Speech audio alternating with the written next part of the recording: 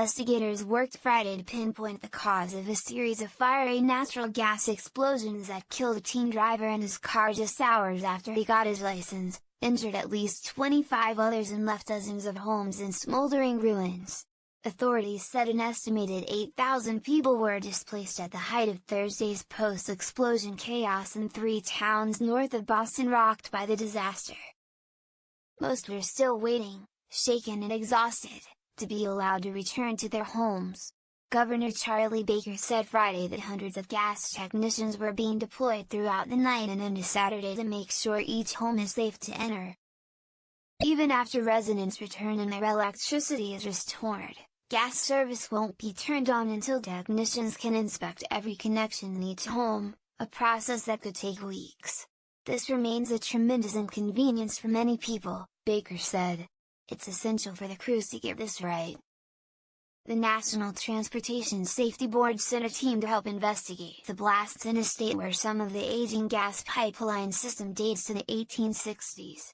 The rapid-fire series of gas explosions that one official described as Armageddon ignited fires in 60 to 80 homes in the working-class towns of Lawrence, Andover and North Andover in Massachusetts, forcing entire neighborhoods to evacuate as crews scrambled to fight the flames and shut off the gas and electricity.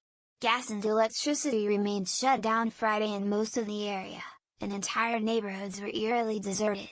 Authorities said Leon L. Rondon, 18, of Lawrence, died after a chimney toppled by an exploding house crashed into his car.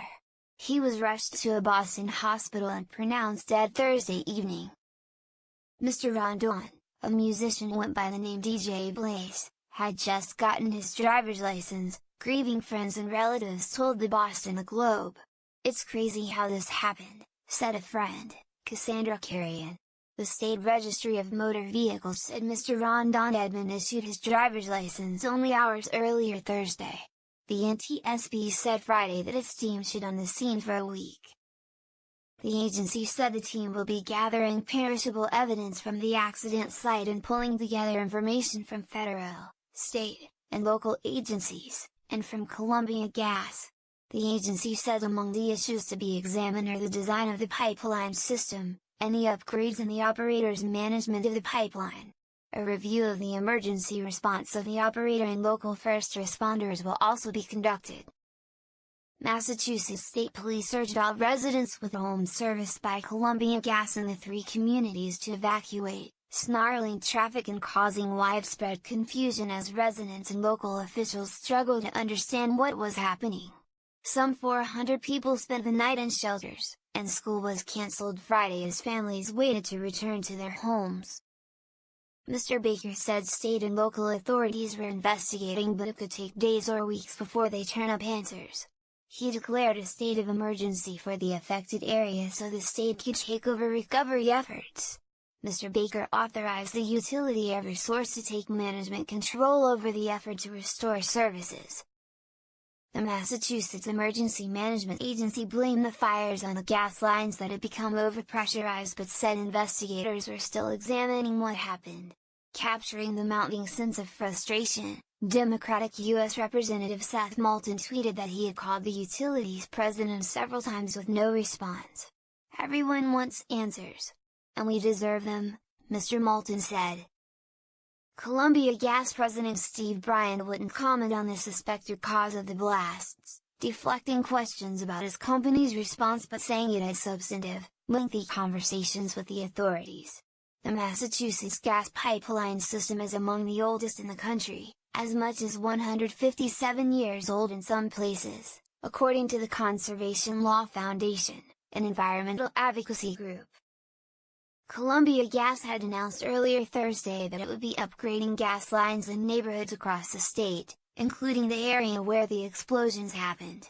It was not clear whether work was happening there Thursday, and a spokeswoman did not return calls seeking comment. U.S. Senators Elizabeth Warren and Edward Markey said they are calling on the Senate's Commerce, Science and Transportation Committee to hold a hearing to determine what went wrong and how to make sure it doesn't happen again. At least one story of heroism emerged from the ashes, that of Lawrence, Massachusetts, police officer Ivan Soto. His house burned nearly to the ground, but after rushing home to check on his family and warn his neighbors to evacuate, he went back on patrol. He actually stayed on duty even though his house was burning down, neighbor Crystal Nazario told the Associated Press. "I don't know how he did it." The three communities house more than 146,000 residents about 40 kilometers north of Boston, near the New Hampshire border. Lawrence, the largest, is a majority Latino city with a population of about 80,000. Lawrence Mayor Dan Rivera reassured immigrants who might not be living in his city legally that they had nothing to fear. "Do not be afraid. Stay in the light. We will support you and your family," Mr. Rivera said at a news conference Friday, speaking in English and Spanish. Lawrence is one community. Authorities said all of the fires had been extinguished overnight and the situation was stabilizing. But Mr. Rivera criticized the gas utility for poor communications and accused the company of hiding from the problem.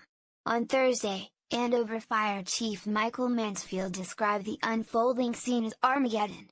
"There were billows of smoke coming from Lawrence behind me. I could see pillars of smoke in front of me from the town of Andover," he told reporters. Aerial footage of the area shows some homes that appeared to be torn apart by the blasts. Brenda Shurry stood anxiously on her front porch while a crew checked her undamaged home before giving her the all-clear to return Friday. On Thursday, she had come home to a hissing sound in her basement and a strong odor of natural gas. "We took off. I said, 'Pack up, we're out of here,'" said Ms. Shurry, who went with her 93-year-old father and cat to a relative's home. "It was scary. We didn't know anything." Columbia Gas has been fined $100,000 by the state for a variety of safety violations since 2010, including $35,000 in 2016 for failing to follow a company and pipeline safety regulations when responding to an outage and repairing a leak in Taunton, Massachusetts. The company was sued in 2014 after a strip club was destroyed in a natural gas explosion in Springfield, Massachusetts, after a Columbia employee accidentally punctured the gas line while probing for a leak. In November 2012, blast leveled the Scores Gentlemen's Club, injuring about 20 people and damaging dozens of other buildings. The club owner and the gas company eventually settled the case. Gas explosions have claimed lives and destroyed property around the U.S. in recent years. In 2016, a buildup of natural gas triggered an explosion and fire that killed 7 people in apartments in Silver Spring, Maryland. In 2014, a gas explosion in New York City's East Harlem neighborhood killed 8 people and injured about 50.